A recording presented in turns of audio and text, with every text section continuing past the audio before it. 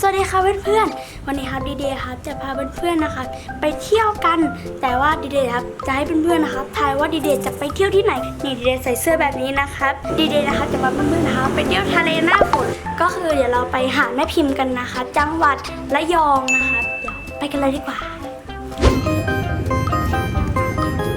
ตอนนี้ครับก็ถึงแล้วนะคะที่เบวิลรีสอร์ทนะครับนี่ก็คือห้องของดีเดย์นี่เป็นห้องเบอร์1นะครับซึ่งราคาก็ไม่ได้แพงมากครับและดีเดย์ก็มาช่วงที่เขาสามารถเล่นน้ำได้แล้วก็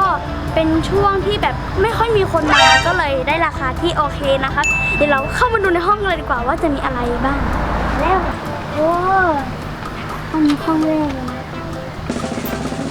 นะคะก็คือห้องก็โอเคมากมีทีวีมีตู้เย็นอะไรเล็กที่สามารถเปิดได้แล้วก็ใช้ได้เลยเตียงนอนก็สำหรับ2คนนะคะ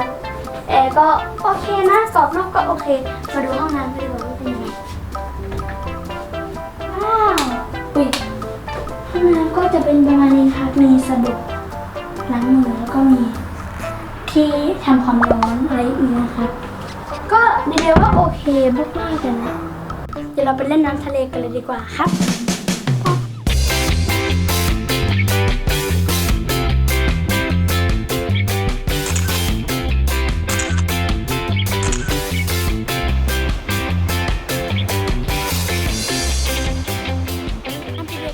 เล่นน้ำทะเลนะคะซึ่งที่นี่นะครับเขาก็เรียกว่าหาดแม่พิมพ์นะคะจังหวัดระยองนะคะ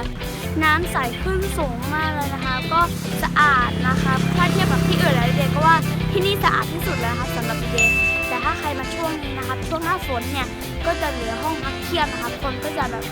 ไม่ค่อยมีมากนะเด็กก็เลยคิดว่าเดี๋ยวเด็กครับจะไปเที่ยวที่อื่นต่อนะคะถ้าอยากรู้ดีจะไปที่ไหนต่อก็เดี๋ยวให้จบคลิปนะครับ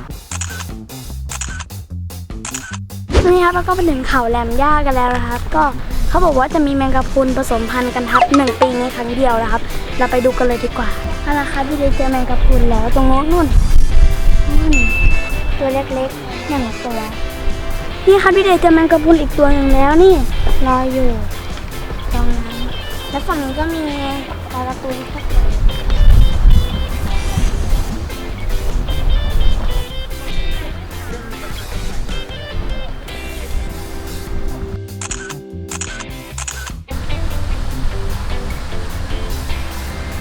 ตอนนี้ครับเราก็มาอยู่ที่สถานแสดงพันธุ์สัตว์น้ำครับหรือที่เรียกกันว่าพิพิธภัณฑ์สัตว์น้ำเองครับแล้วเข้าไปดูกันเลยดีกว่าว่าจะมีสายพันธุ์อะไรบ้างของปลาเข้าไปดูกันเลยครับนี่ครับดีเดย์ได้บัตรมาแล้วก็จะมี10 บาทกับ30 บาทนะครับก็จะเป็นอย่างนี้นะครับเข้าไปดูกันเลยดีกว่า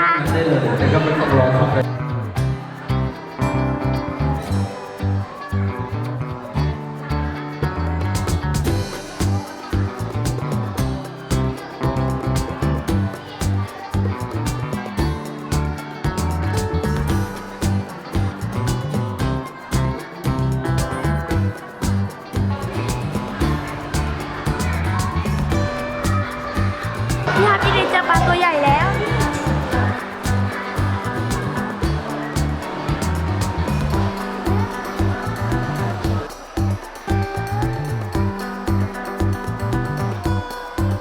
ีปลาฉลามด้วย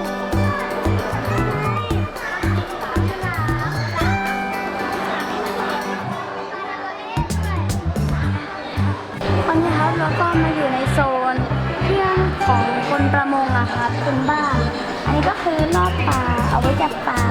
อันนั้นลอบหมึกเอาไว้จับปลาน่าจะเอาไว้จับกุ้งนะ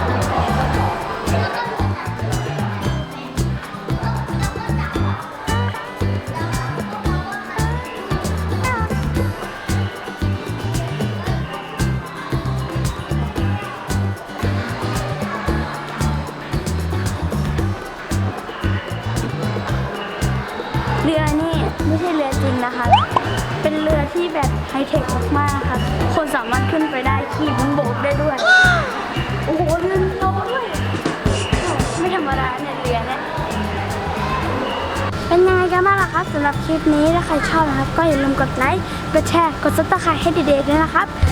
แล้วก็อย่าลืมกดกระดิ่งด้วยนะครับจะได้ไม่พลาดชมคลิปใหม่ๆจากดีเดย์ถ้าชอบก็อย่าลืมกดไลค์ถ้าไม่ชอบก็อย่าลืมกดไลค์บ๊ายบาย